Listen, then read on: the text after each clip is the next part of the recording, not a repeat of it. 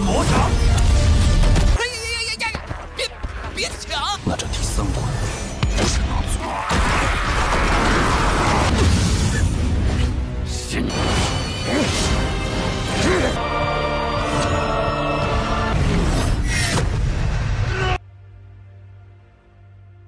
Hola semuanya, bagaimana nih kabar kalian?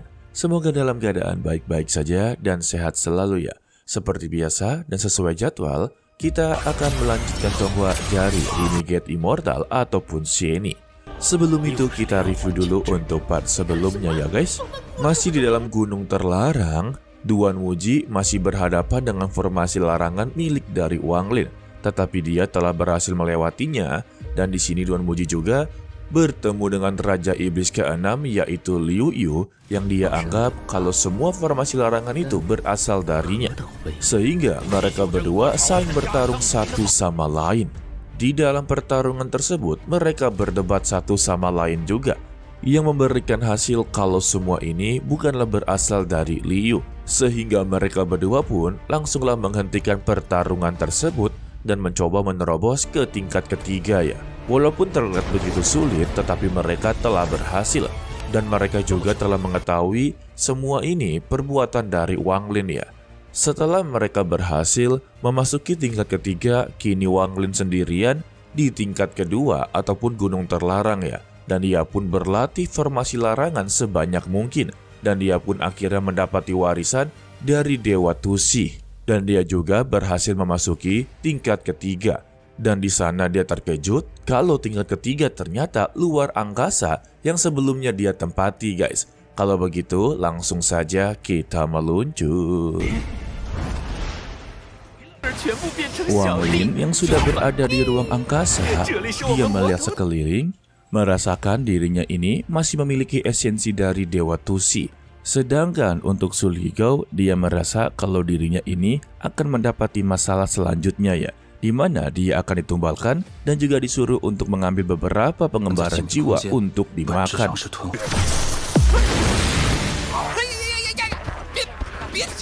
Lalu Wang Lin pun langsung menatapnya dan menyuruhnya untuk masuk ke dalam tubuhnya ya.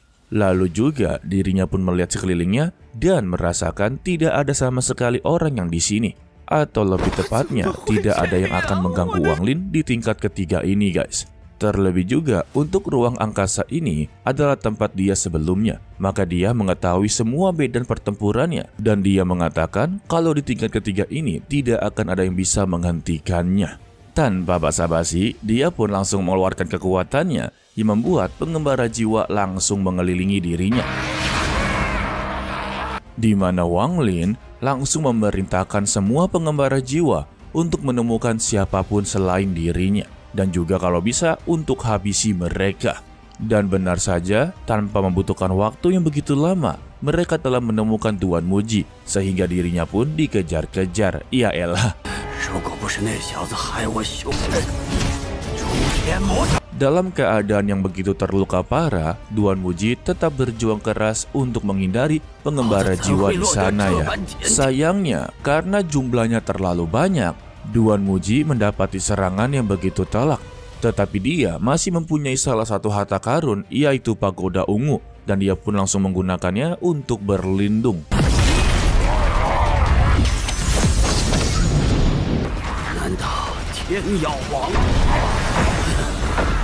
Tetapi tetap saja untuk semua jiwa pengembara terus menyerang dan menyerang pagoda tersebut ya. Untuk Wang Lin sudah terlihat dirinya seperti sebelumnya, di mana dia menjadi pemakan jiwa yang berwarna emas. Dia juga langsung mengancam Duan Wuji untuk memberikan warisan kepadanya. Jika tidak, maka nyawa dia akanlah melayang. Namun Duan Wuji membalasnya, dia tidak tahu apa warisan yang dia bicarakan. Lalu Wang Lin pun mempertanyakan, jika tidak ada warisan, bagaimana bisa dia masuk ke dalam tingkat ketiga? Mendengar ini, Duan Wuji mengetahui apa yang dia maksud warisan tersebut ya. Dia hanya memberitahu kalau ini adalah sebuah trik. Karena dia pernah memasuki tempat ini sebelumnya. Jadi mengapa bisa dia berada di sini ya? Tetapi juga Duan Wuji tidak bisa memberikan sebuah trik ataupun warisan kepada Wang Lin. Sehingga Wang Lin pun langsunglah berubah wujud dan menerjang ke arahnya. Duan Muji terkejut kalau di hadapannya itu ternyata adalah Wang Lin. Sehingga satu tebasan pedang hijaunya saja, pagoda milik dari Duan Muji haruslah hancur. Tanpa basa-basi juga, Wang Lin pun langsunglah menjanturnya yang membuat Duan Muji sangatlah ketakutan. Sembari berkata, mari kita bicara dan kita bisa pergi bersama-sama. Lalu dia pun langsunglah memberikan sebuah warisan kepada Wang Lin. Tetapi ada sebuah tangan yang menembus tubuh dari Duan Muji, yang ternyata itu adalah Bungkuk Meng. Waduh, ditambah wujudnya juga sudah berubah total guys, di mana dia bangkit dalam kematian. Kini Bungkuk Meng mempunyai dendam yang begitu mendalam terhadap Wang Lin ya, dan dia pun langsunglah menerjangnya. Sehingga pertarungan singkat sempat terjadi. Di dalam pengejarannya, Wang Lin menyimpulkan kalau tanah para dewa kuno ini memang terlalu aneh. Mengapa bisa Bungkuk Meng bangkit dari kematiannya? Terlebih juga untuk saat ini, serangan dari pengembara jiwa sama sekali tidaklah berguna. Bungkuk Meng terus menerjang dan menerjang. Mau tidak mau juga, Wang Lin pun langsung menggunakan formasi larangan yang baru saja dia pelajari. Gile! Namun tetap saja formasi larangan tersebut sama sekali tidaklah berguna. Merasa Wang Lin tidak bisa sama sekali untuk menghadapinya, dia pun mencoba untuk menggiring Bungkuk Meng ke arah Raja Iblis ke-6 yaitu Liu Yu. Dan benar saja dia dapat menemukannya dengan begitu cepat. Di mana Raja Iblis ke-6 sedang asik-asiknya untuk bersantai sembari melewati beberapa pengembara jiwa. Memang yang santai adalah dirinya, tetapi yang tidak santai adalah muridnya sendiri ya. Dia harus menjadi tumbal untuk diserang oleh para pengembara jiwa. Dia hanya berkata kalau ini adalah tingkat ketiga, maka dia akan mengandalkan dirinya. Tetapi tak lama dari itu juga, Wang Lin sudah berada di belakang mereka. Hal tersebut juga membuat dirinya sangatlah terkejut. Karena masih kesal juga, dia pun mencoba untuk menyuruh muridnya menyerang Wang Lin. Tetapi dia juga dibuat terkejut kembali kalau Wang Lin ternyata bisa mengendalikan para jiwa pengembara iblis ini. Dan dia pun langsunglah mengarahkan ke arah Liu, yang membuat muridnya ini bukan menyerang Wang Lin, melainkan mencoba melindungi Liu. Dan di sana dia mempertanyakan kepada Wang Lin sebenarnya sihir apa yang dia gunakan. Karena sampai saat ini, belum ada orang yang pernah bisa mengendalikan jiwa pengembara iblis sebanyak ini. Karena semua ini juga membuat dirinya benar-benar sangatlah kesal kepada Wang Lin. Dan dia berjanji kalau dia berhasil menangkap Wang Lin, maka dia akan menyeretnya ke dalam neraka. Tetapi Wang Lin berhasil melewatinya sembari berkata, terima kasih tetua. Waduh. Dan tak lama dari itu juga, Bungkuk Meng datang guys, dan dia melihat Liu adalah sebuah mangsa ya. Berarti di sini dapat disimpulkan kalau Bungkuk Meng sudah kehilangan kendali dan dia ini diselimuti oleh hawa nafsu untuk memburu. Liu yang melihat wujud dari Bungkuk Meng sangatlah terkejut mengapa dia bisa berubah menjadi seperti itu. Namun Bungkuk Meng sama sekali tidaklah membalasnya. Dan dia hanya berkata, dalam tingkat ketiga ini ujiannya itu menghabisi sebanyak-banyaknya kultivator, maka mereka akan melewati tingkat keempat. Wow. Sehingga dia pun langsung menerjangnya yang membuat pertarungan terjadi. Sayangnya, Liu sama sekali bukanlah tandingan dari Bungkuk Meng untuk saat ini ya. Dia pun tertangkap dan tidak bisa bergerak sama sekali. Tetapi dia masih mempunyai boneka muridnya ya, dan dia mencoba untuk mengerahkannya. Namun, hanya dengan satu gerakan saja, boneka tersebut langsunglah lenyap dari dunia ini. Melihat itu, Liu sungguhlah terkejut dan menanyakan sebenarnya siapa dirinya. Lalu ketika giliran dari Liu untuk dihabisi, datanglah sebuah serangan entah dari mana. Dengan memberikan sebuah pesan, siapapun yang berani menyakiti muridnya, maka dia akanlah binasa. Dan dia adalah Tianmo Shanren sebagai penyihir iblis langit. Jadi kita panggil saja sebagai Shanren ya. Liu yang melihat itu sungguhlah senang karena dia bisa bertemu dengan gurunya. Sandren juga tidak menyangka kalau muridnya ini masihlah mengenali dirinya. Liu juga menanyakan bagaimana bisa dia masih bisa hidup, padahal ini sudah 1000 tahun lamanya. Tetapi sang guru sama sekali tidaklah membalasnya, guys. Lalu Sandren pun langsunglah berbalik badan dan mengatakan kepada Bungkuk Meng kalau dia itu hanyalah seekor semut yang bahkan tidak bisa mempertahankan kesadarannya. Tanpa basa-basi, pertarungan mereka berdua pun langsunglah terjadi. Hanya dengan 1 kali tamparan saja, Bungkuk Meng pun langsunglah terpental.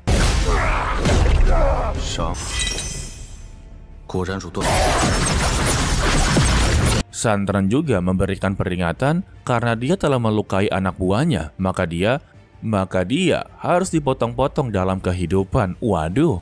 Dan lebih terkejutnya kalau Sandren ini bisa menggunakan kekuatan pelahap dimensi. Gila. Sehingga Bungkuk Meng pun langsunglah diserap. Sedangkan untuk Wang Lin, dirinya ini sudah berada di depan portal untuk menaiki tingkat keempat. Sesuai warisan yang diberikan oleh Duan Wuji, kalau dia ini haruslah melewati beberapa pusaran baru bisa melewati ke tingkat keempat. Lalu dia pun langsung mengaktifkan sebuah giok yang sebelumnya diambil oleh Wang Lin. Tetapi ketika diaktifkan, keluarlah sebuah muka yang tak lain adalah Dewa Tausen.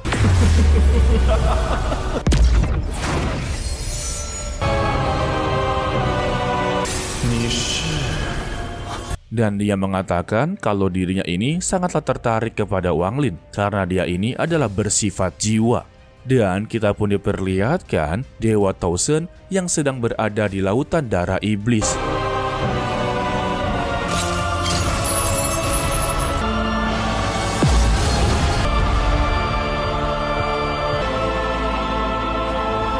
Kalau kalian perhatikan, kalau Tausen ini sedanglah dirantai. Dapat diartikan juga kalau dia ini sedanglah disegel, guys.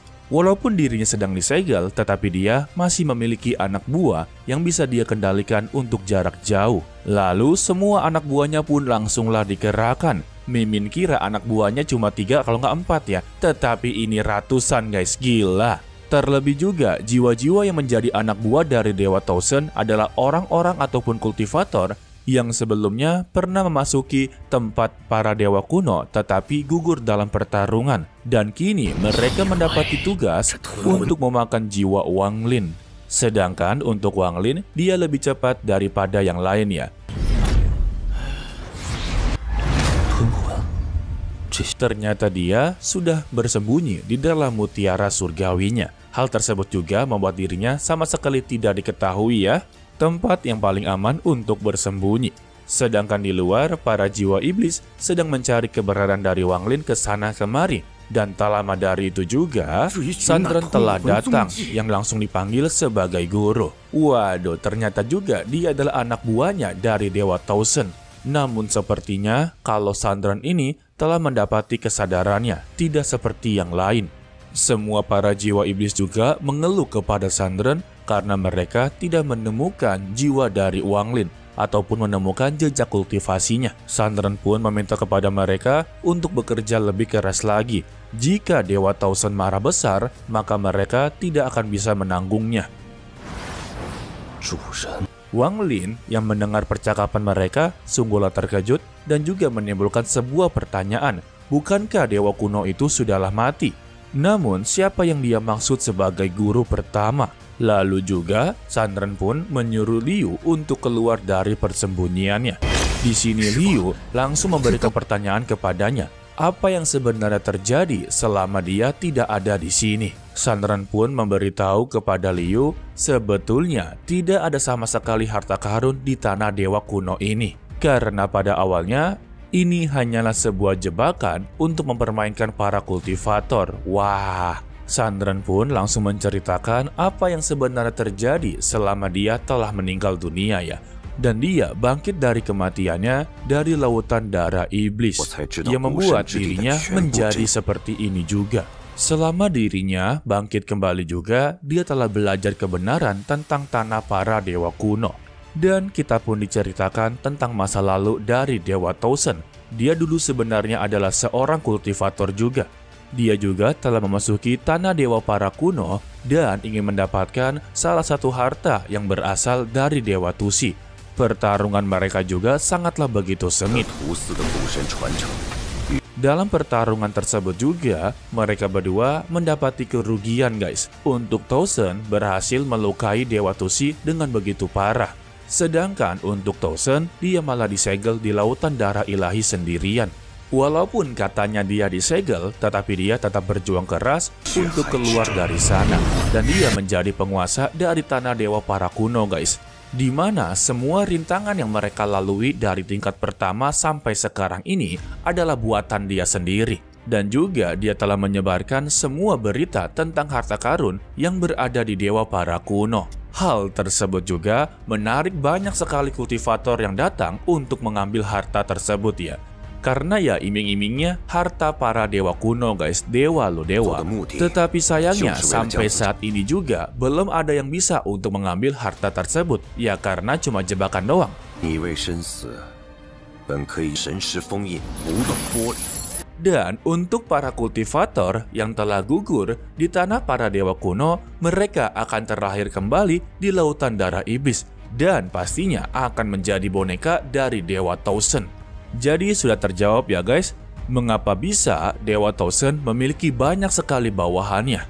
Tujuan dia mengambil semua pasukan dengan begitu banyak, yaitu untuk melucuti segel puisi ilahi dari dirinya sendiri. Ya intinya dia ini ingin bebas dari segel tersebut, tetapi ya tidak bisa. Sandran memberikan sebuah konsep yang mudah dimengerti ya. Para kultivator yang dibangkitkan oleh dirinya, maka akan dirantai dan dikendalikan. Jadi secara perlahan-lahan, belenggu segel tersebut juga akanlah longgar dan dia akanlah bisa keluar dari segel tersebut. Sedangkan untuk bawahannya ini akan tetap tersegel. Jadi konsepnya seperti transfer kekuatan guys. Dan juga Sandran mengatakan kalau Liu tidak mungkin bisa keluar dari sini. 本可以用秘诀离开此地。 Karena Tausen sekarang ini telah menyegel tanah para dewa kuno. Jadi jika dia ingin pergi, maka dia haruslah berjuang sendirian. Namun Sandran menguatkan muridnya untuk jangan takut karena dia berada di sini. Dia juga rela akan mengorbankan nyawanya untuk menyelamatkan muridnya ini. Lalu dia pun langsung mengaktifkan formasi untuk menuju ke tingkat keempat. Wang Lin yang melihat itu mendapati kesempatan untuk mengikuti dari belakang guys. Wah wah wah. Tetapi ada sebuah plot twist yang mungkin nantinya kalian akan terkejut ya. Dan di sini Mimin tidak bisa bahas guys, karena Mimin akan bahas untuk di spoilernya. Ya intinya sebagian besar dari kalian pasti tidak mengerti dengan alur ini, karena menurut Mimin alur ini terlalu berat ya. Sebab keterkaitannya dengan semua masa lalu. Jadi pada intinya di episode ini kita sudah mengetahui kalau tanah para dewa kuno itu tidak memiliki harta sama sekali ya. Semua ini hanyalah rencana dari Tausen untuk mengambil semua jiwa kultivator yang menginginkan harta dewa para kuno dan akan dijadikan sebuah boneka untuk dirinya lepas dari segel tersebut guys. Begitu ya guys. Oke lah, sepertinya cukup sampai di sini saja dulu. Dan yang nanya, Mimin kok nggak buat spoilernya? Hari Rabu ditunggu ya guys. To be continue, sampai jumpa di video berikutnya. Bye-bye. 天魔掌。